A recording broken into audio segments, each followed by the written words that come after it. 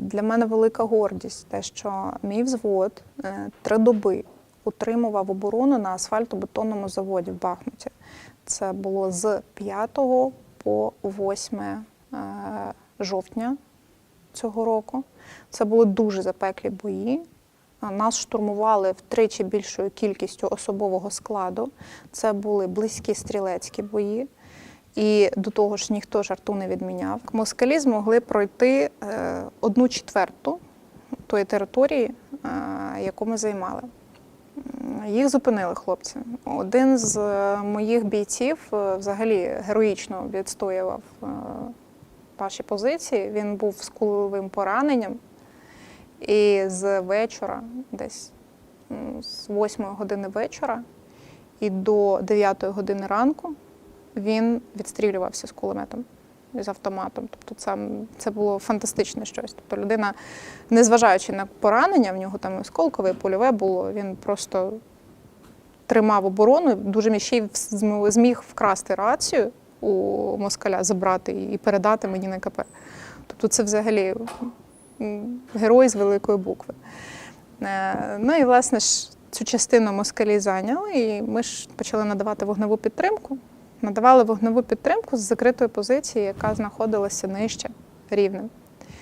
І у нас з вогневих засобів на той момент наявних це був маленький міномет 60 мм, який на 1,5 кілометра максимум буде стріляти, і гранатомет американський МК-19, який нам спасав життя постійно. А він трошки далі, він на 2 кілометри прицільно може стріляти. Але знову ж таки, ти не бачиш, куди стріляєш. Все це коригування ведеться всліпу з дрона. І от у мене такий герой, Шева, позивний, стоїть на позиції з МК, стріляє на ту чверть, але ж треба ж так, знову ж таки, стріляти, щоб своїх не поцілити. Я коригую його з дрона. Він стріляє, попадає в дупу москалям, знов попадає, тримає оборону, і тут заклинює гранатомет. Що робити? А вже у відповідь на його постріли відкрилася артилерійська дуель, почалась. І, власне, почали стріляти по позиціям Шеви. Він, недовго думаючи, дістає оцей маленький міномет. Тобто міномет, такі називають їх, що це як великий підствольник, він манюнький. Він його дістає і починає відстрілювати. Він зараз буде, подивіться, як коригувати в бойових умовах. Минус 50, как тебе его выставить?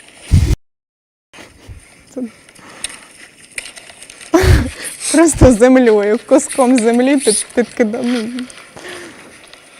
Він з цього міномету, який навіть не на ніжках, власне, це мортар американський, він просто тримається вручну. І він з нього тричі влучив в один і той самий окоп. Шева отримав травму, і взагалі весь розрахунок був сильно травмований. Він вийшов з цих позицій. Його вивезли примусово, тому що у нас була така розмова, кажу, якщо ти зараз не підеш в лікарню, я тебе просто подам в СЗЧ. У нього була лопнувша каска і глушитель повністю зрізаний на автоматі, просто зрізаний осколком. І ось він вийшов з тої позиції, перше, що він зробив, він зірвав розу, в Бахмуті багато роз, і він зірвав цю розу, і оце йшов, каже, навіть в саме можна знайти щось прекрасне, вдихає цю розу. Така людина, і каже, я готовий знов на позиції. Кажу, ні. Оце дух, оця сила, вона лякає москалів, дуже лякає. Вони не розуміють, вони вважають, що ми під чимось, що у нас просто якісь ми ненормальні нацисти і так далі. Але от такі хлопці, які можуть під мінометним обстрілом або під обстрілом артилерії важкої просто вийти з маленьким оцим великим підствольником, як я кажу, і почати настрілювати, і попадати.